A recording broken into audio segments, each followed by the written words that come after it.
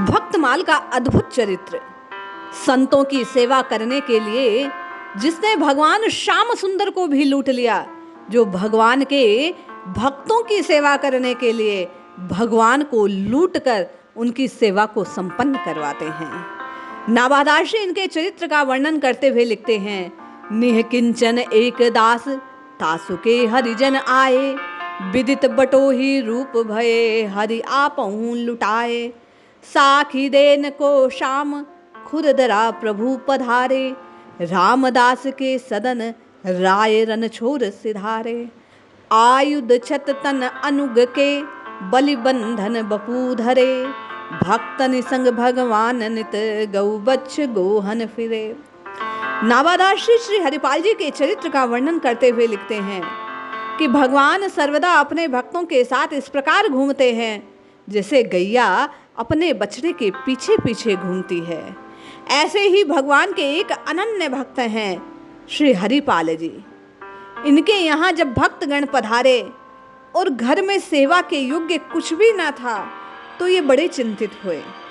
इनकी चिंता को देखकर भगवान श्री द्वारिकाधीश अपने महल में चिंतित हो जाते हैं और एक सेठ का वेश धारण करते हैं और इनके घर आने को चलने तैयार होते हैं। तभी श्री रुक्मिणी जी भगवान से पूछती हैं कि आज कहाँ चले, किस लिए ये वेश धारण किया। भगवान कहते हैं, मेरे एक भक्त को बड़ी मेरी सहायता की आवश्यकता है, अन्यथा उसका प्रण पूरा ना हो पाएगा, उसके प्राण ना रहेंगे। वे बोली, मैं भी चलूंगी। भगवान श्री रुक्मिणी जी को साथ ले भक्त हरिपाल जी के द्वार पर आते हैं और कहने लगते हैं कि हमें आगे जाना है वृंदावन की ओर, कोई हमें छोड़ आए तो उसे मजदूरी देंगे। उनके यहाँ पास बहुत सा धन है और उसकी रक्षा के लिए सेवक साथ चाहिए, लुटने का, पिटने का और जान के हताहत होने का भय है। जैसे ही श्री हरिपाल जी ये बात सुनते हैं वे तैयार हो जाते हैं, किंतु कहने लगते हैं कि धन पहले दो तब चलूं। भगवान तैयार हो जाते हैं, धन देते हैं। वे अपनी पत्नी को देकर कहते हैं, इससे तुम संतों की सेवा करो, मैं अभी छोड़ आता हूँ। श्री रणछोड़ दास को साथ लेकर श्री हरिपाल जी चलने लगते हैं। भगवान आगे आगे और ये साथ साथ चल रहे हैं। सेवक श्री रामदासी के ऊपर पड़ी हथियार की चोट से शरीर पर निशान पड़ गए। बलि को बांधने वाले भगवान आज स्वयं प्रेमवश इनसे बंध जाते हैं। ये मार्ग में कहते हैं कि जो कुछ है वो दो, अन्यथा पिटना पड़ेगा। भगवान मंद मंद मुस्काते हैं और भक्त की सेवा के प्रण को पूर्ण करने के लिए सब कुछ प्रदान कर देते हैं। इसी प्रसंग को वर्णित करते हुए भक्तमाल की टीका में श्री प्रियादासी वर्णित करते हैं कि भक्तन के संग भगवान ऐसे फिरे करे, जैसे वक्ष संग फिरे नेहवती गाय है। हरिपाल नाम विप्रधान में जन्म लियो, कियो अनुराग साधु देई है लुटाई है। केतिक हजार ले बाजार के करज खाए, गरजन सरे फिर चोरी को उपाय है। विमुख को लेत हरिदास नन है दुख रेत, संत द्वार तिया संग बात की बताई है। बैठे कृष्ण रुक्मणी महल ताहा सोच पर्यो, हार्यो मन साधु सेवा साहू रूप कियो है। एक बार हरिपाल जी के द्वार पर कई भक्त पधारते हैं। इनका जन्म ही ब्राह्मण वंश में हुआ और साधुओं के प्रति, साधु सेवा के प्रति इनके हृदय में बड़ा भाव है। साधुओं से प्रेम करते हैं। अपनी संपूर्ण संपत्ति इन्होंने साधुओं की सेवा में लुटा दी। बाजार से कर्ज ला लाकर भी ये संतों की सेवा करते हैं, उनको प्रसाद बना बना कर खिलाते हैं। जब बाजार से भी इनको कर्ज मिलना बंद हो गया तो अब कोई उपाय ना था। हृदय में विचार करने लगे कि अब कैसे संतों की सेवा बने।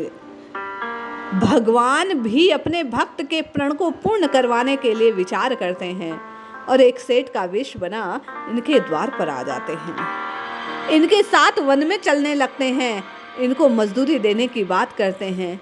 लेकिन जैसे ही ये मार्ग में चल रहे हैं भगवान को और माँ रुक्मिणी को देखते हैं।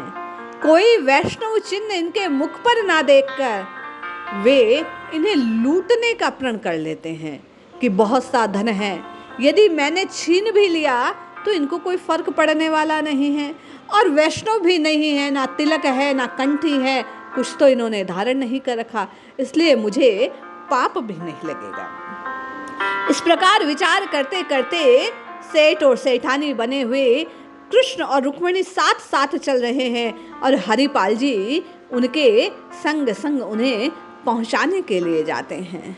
ना मस्तक पर तिलक, ना गले में कंठी, वैष्णव चिन्ह नहीं है, ना कोई नामो उच्चारण कर रहे हैं।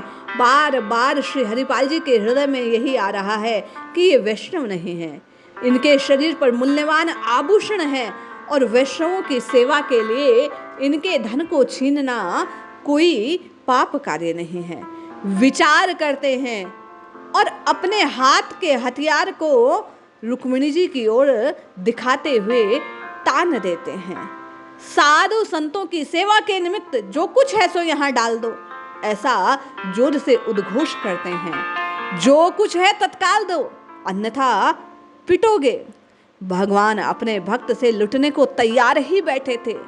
अपने शरीर के सारे आभूषण उतार कर वहां धर देते हैं, और रुक्मिणी जी भी अपना एक एक आभूषण उसी ढेर पर डाले जाती है।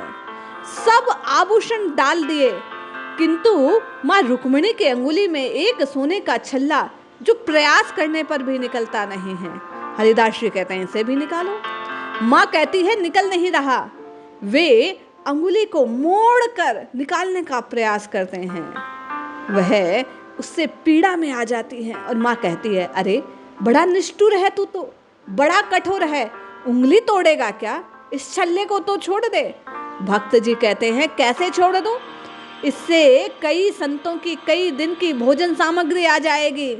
साधु संत के प्रति ऐसी निष्ठा को देखकर तत्काल सेठ रूप को त्याग श्री श्याम सुंदर सेठों के सेठ अनूप रूप अपने श्री रूप को धारण करते हैं, और भक्त के सामने चतुर्भुज रूप को प्रकट कर देते हैं।